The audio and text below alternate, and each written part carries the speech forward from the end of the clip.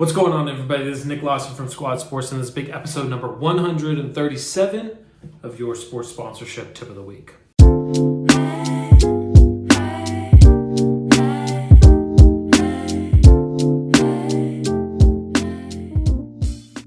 All right, this week I really want to dive into something that a lot of the industries that spend a lot of dollars in sports partnerships are dealing with, and that is this dilemma of kind of two pieces. The first piece is obviously with online, we can do research and make purchases very, very easily without even talking to anybody. Think about the Carvana, think about all the ways you can purchase online without even talking to somebody and just walk over to a car dealership, or opening a bank account sometimes online, or buying insurance sometimes online. Think about all of those pieces. The interesting part, though, is that if you look at these statistics, people want to have that face-to-face human relationship, especially with some of these bigger purchase items. We're not talking about, a chicken sandwich. We're talking about, hey, I'm going to switch insurance partners. I'm going to switch banks. I'm going to purchase a car from a certain dealership, right? So the tip of the week this week is, if we can understand that the way that let's say your car dealership, the way that your car dealership sponsor competes with purchasing online is by building a relationship with that fan from a human element, right? The salespeople, maybe the car dealership owner. If that is the only thing that's really, really keeping them pushed towards, hey, I'm going to purchase from the dealership directly instead of just going online and purchasing this car, what we need to do as a sponsorship department is understand what are those touch points in which we can facilitate with our fans with building that relationship. So the tip of the week this week, the same way I always talk about this, I feel like I've been a broken record the last couple of weeks. From point A to point B. How do we get a person from point A, let's say for a dealership, I've never heard of the dealership, or I've never really interacted with this car dealership, and maybe I'm a loyal Honda buyer, to, hey, I'm making a purchase at a Toyota dealership. And it's not just touch points of, hey, we're pushing this message here, we're having this logo here, we're doing this. There has to be relationship pieces in there, again, especially for insurance and car dealerships. You have to create authentic places to where that fan is going to recognize this person, right? Maybe that car dealership salesperson is the person out on the ice or out on the court doing the half court shot, right? Maybe emceeing or just being there, being introduced. That's a relationship touch point, right? You as a team are introducing this person. You're not just throwing a brand up there. It's not just a logo. You're introducing this person, right?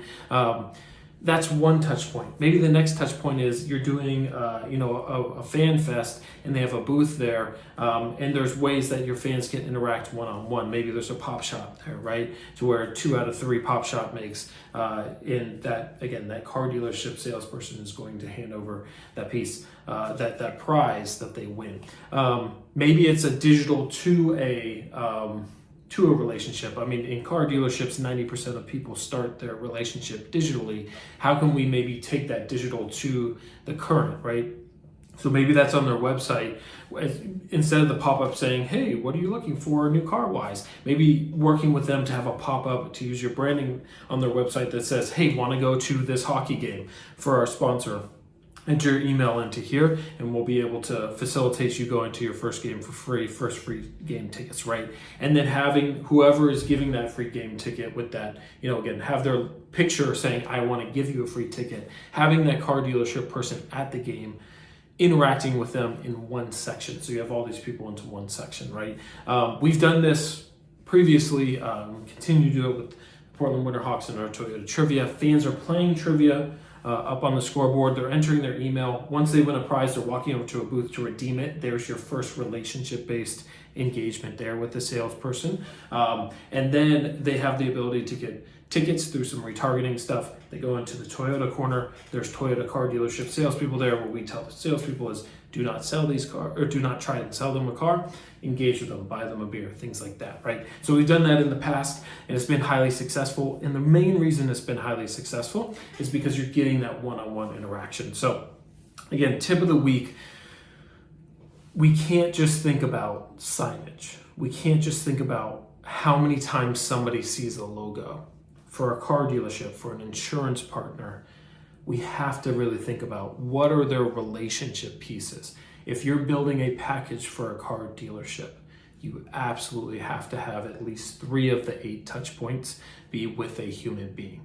Because again, the main thing that a dealership has over a purchase online option is their people, is the relationships they're building, is the, hey, I want to go to this dealership because I met this person at a game and I want to go interact with him and ask him questions about making a purchase that is a 10-year purchase, that's an 8-year purchase, which is a car, right?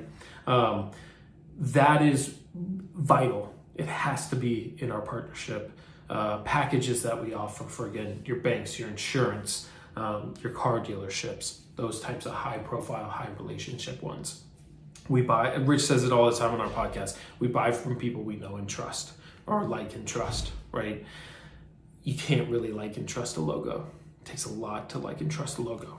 It doesn't take as much as humans to like and trust a person. So what are those ways that we can set up those one-to-ones with those salespeople so that when Jenny, who's been a fan for the last 3 years, she's finally looking for a car, she's interacted with John over at so-and-so dealership over the last 3 years through different touch points. Who's she gonna go to? Is she gonna go purchase on Carvana? Probably not. She's gonna say, hey, look, I know somebody at this, I know John at this dealership, let me go chat with him. So that's your tip of the week this week. Again, as we think about relationship-based sponsors, we can't just think logo relationship, right? We have to think people relationship, and we have to build into our packages what are the things that are going to get our sponsors or our fans to be able to build a human relationship with that fan. If we can facilitate those, we'll have more success. You're going to see more sales. You're going to see more engagement. You're going to see happy sponsors. So if you're struggling with, hey, my car dealership is really struggling with, re-engaging with us or repurchasing with us or renewing with us on a sponsorship package, look at those relationship-based pieces and really, really think, hey, again, out of 8 touch points to get you from point A to point B, at least 3 or 4 of them need to be person to person. I'm meeting somebody who works at this dealership or works at this bank, and I'm having a positive experience with them. If you can do that, you're gonna bring a lot of value to your packages. So that's your tip of the week this week. Again, relationship-based is really what these companies have over the more automated piece of just signing up for a bank account or purchasing insurance online or purchasing a car online. Set those up into your packages. And honestly, it's just gonna help your relationship with the dealership, the insurance partner as well, because that's what they're looking for, is that relationship-based selling. So that's your tip of the week this week. Thanks so much, everybody, for tuning in. Remember, keep pushing those limits within sports sponsorship.